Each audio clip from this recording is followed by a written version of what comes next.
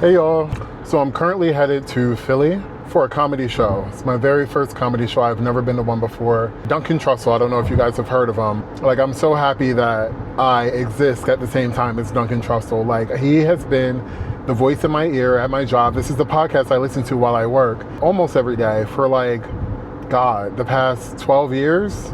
He's in Philly tonight, so I bought these tickets forever ago because I was so excited to meet him. It's at the Helium Club or the Helium Factory, Helium something. So I'm really excited to go. And by the way, I went to urgent care yesterday and found out I have acute bronchitis, or at this point it's like chronic bronchitis because I've had it for so long. So they put me on more steroids, they put me on an inhaler and also a light antibiotic. So I do feel a difference. And since taking the medication yesterday, I woke up this morning and noticed a huge difference in my cough. So hopefully, fingers crossed, we're on the tail end of this. And by this time next week, I won't really have this cough anymore because it's been really annoying. But I am feeling better.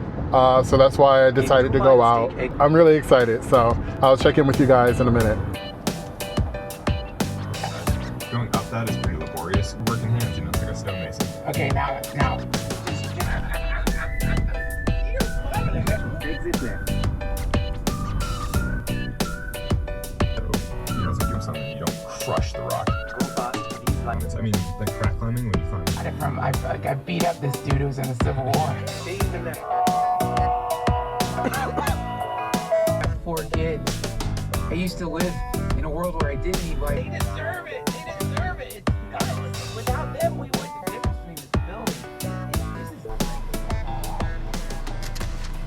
Oh no, I'm out of gum. So I'm always kind of like, Oh, I had gum in my bag from last time I went out.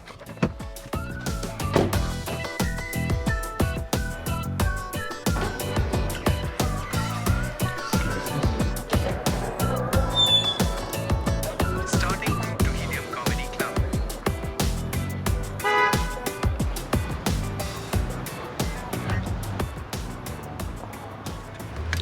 So I'm walking and there's a black guy about to cross the street perpendicular to me. And he gets to the corner and he turns around and he's like, damn, I just had to turn around and get a second look. You look so good. I couldn't let you pass by me or something like that. I was just like, oh, thank you. Like, that's so nice. DL trade. Nah, didn't look gay at all. But I love Philly. I love having interactions like that. I should have got his number, but I'm not really up here for that. So anyway, onwards.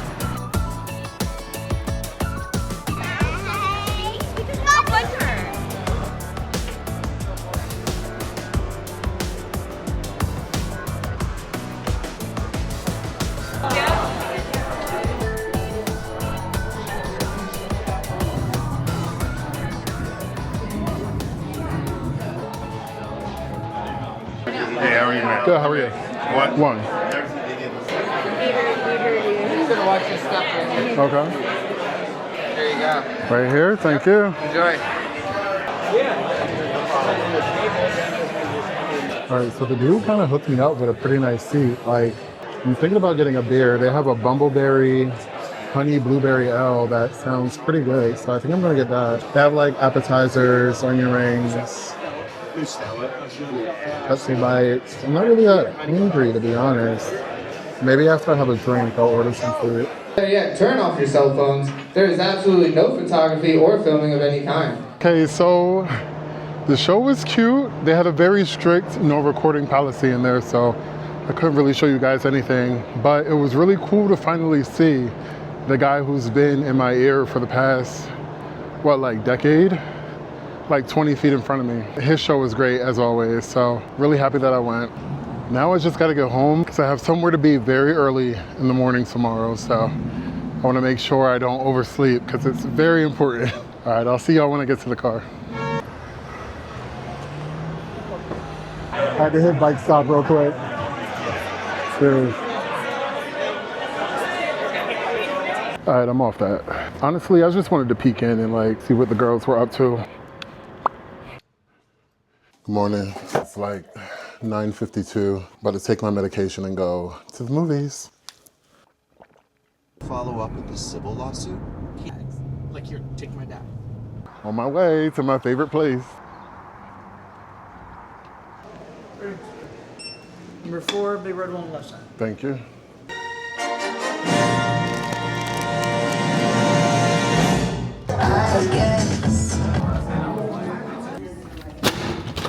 Oh my God, so I'm leaving the movie theater now. The movie was incredible. First impressions, like one of the best sequels I've ever seen. It was so well done.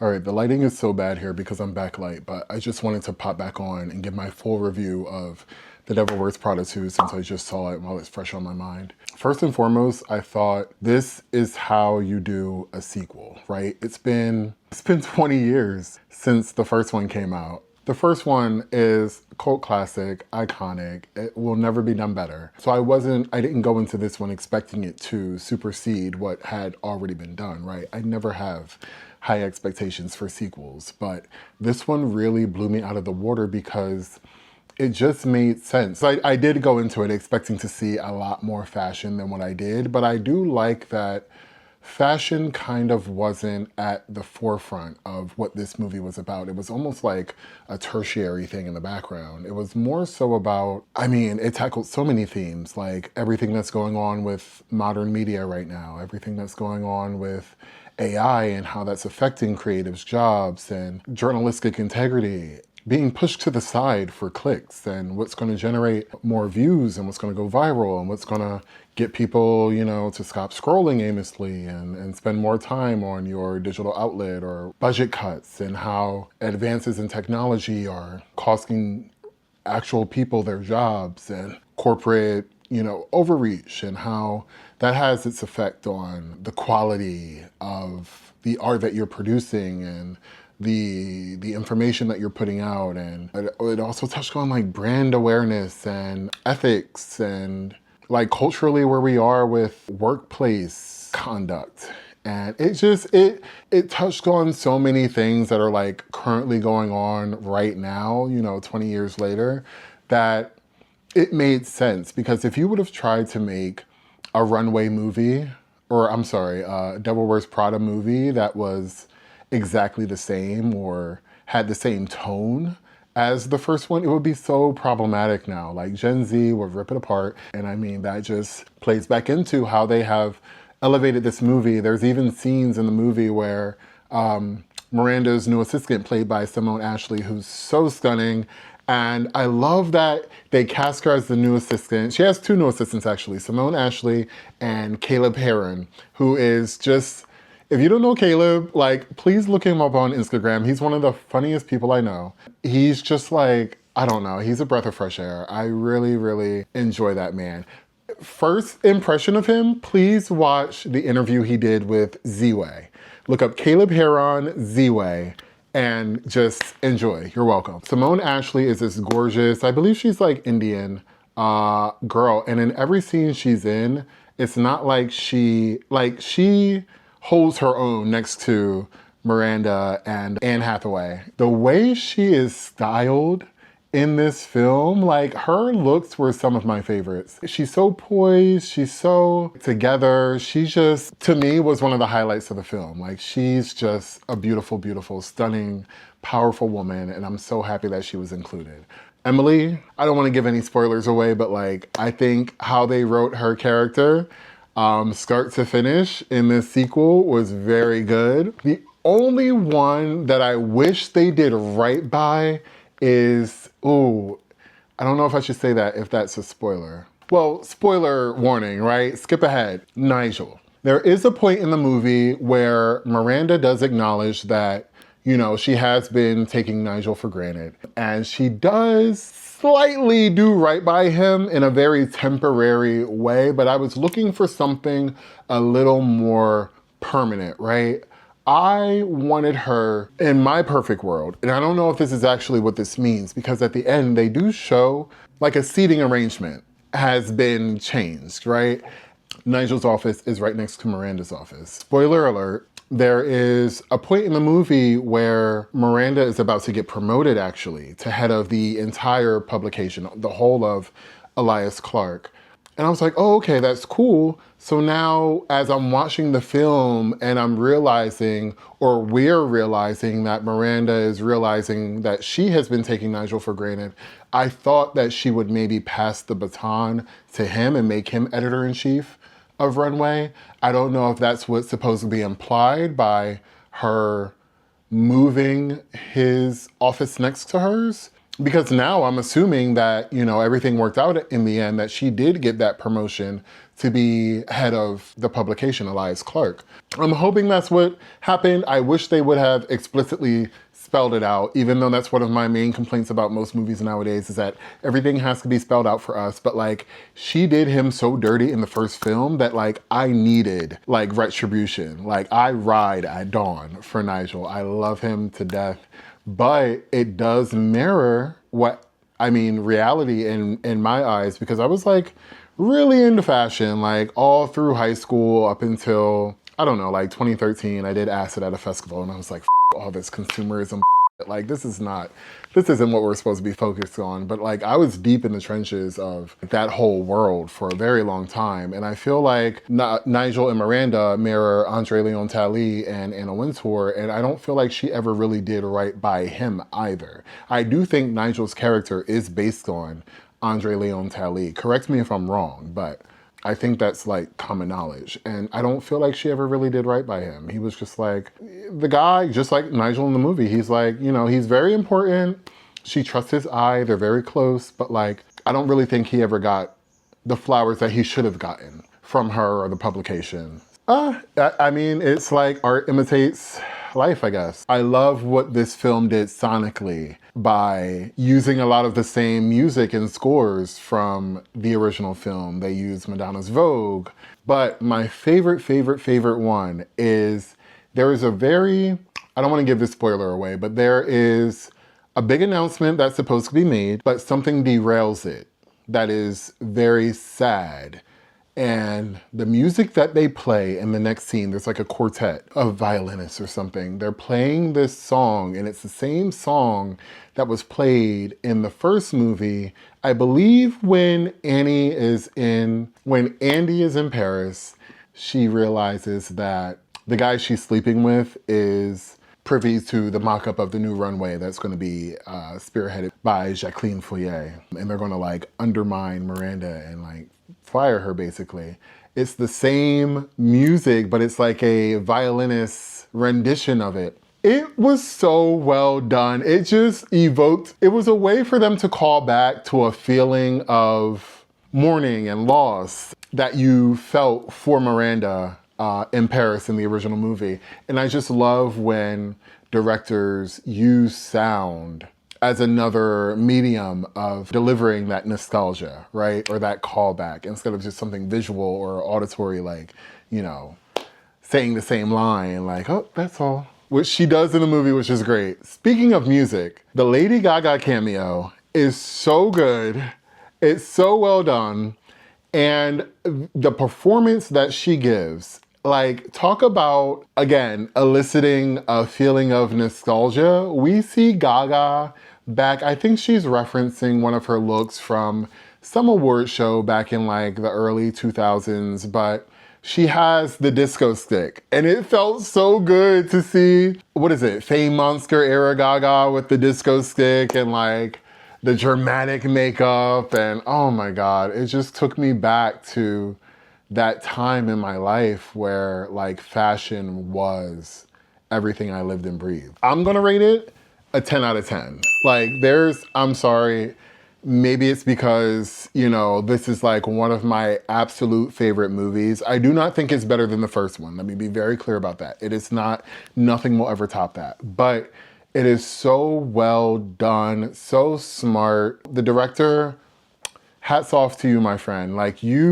I think this should be the blueprint of like how you take any movie and make a sequel, right? And make it make sense. All right, I'm gonna hop in the shower. I'll see you in a minute. Hello. Hi, good afternoon. Have you fallen down and smacked your little head on the pavement? Maybe. What the hell do you want? You were taking too long to respond to my message, so I figured I'd call because maybe you didn't see it. I'm running the shower at the moment. You're interrupting my beauty time. Would you like to meet me for hot pot later on tonight? I would not. I have plans. Thank you. Oh, gosh. Whore. She is booked and busy. I see. I'm not paying to cook my own food at a restaurant. You do the work. The broth would be good for your throat. I got something else that's good for my throat.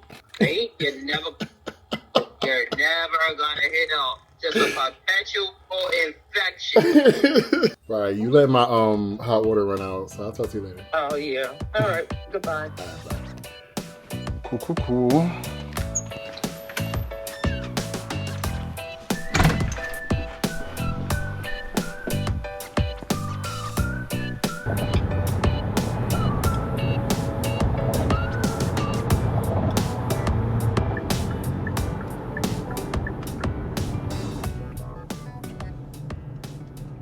Okay, I'm downloading the fucking app because everything is an app these days. Park Mobile. We are now headed to the festival, which I think is right back here.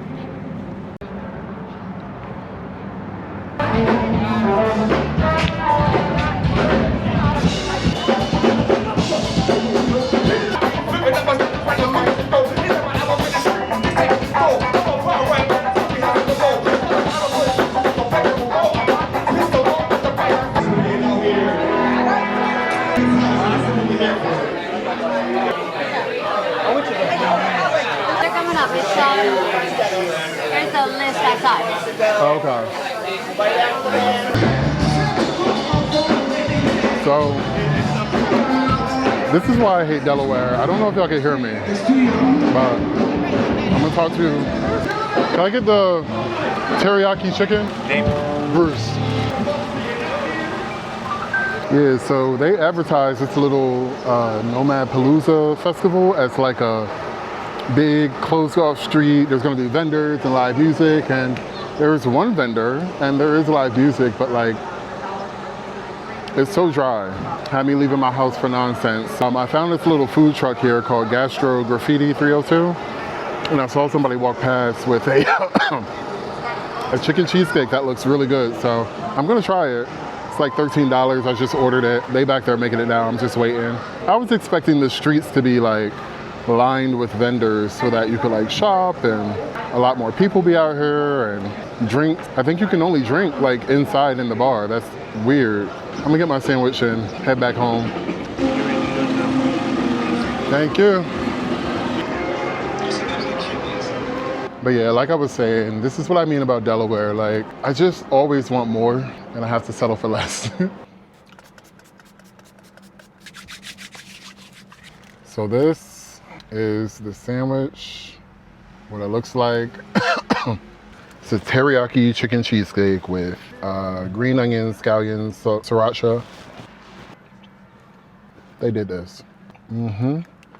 It's like a 7 out of 10, because like, listen, it has all the flavors, but the temperature is off. Like, I was only outside for, what, half a block? And it's already cold. The meat should have been way hotter. The sauce is cold, like they just poured it on after the fact. The cheese isn't melted. So I don't know what they were doing in that food truck, but the chicken is good. The chicken is very good. And the sriracha and the teriyaki sauce, it's all doing what it's supposed to do. I just wish it was like, if I could take this home and put it under a broiler for a little bit, I'd be straight. Oh yeah, they do. Thank you. Yeah, these were $15 on Shein. I can't shop on Shein. No? Temu. You like Temu over Shein? I can't order nothing from Temu. It never turns out right. Are you serious? It's always like way smaller than I thought, or the quality is off. Down that part. Yeah. Have a good one.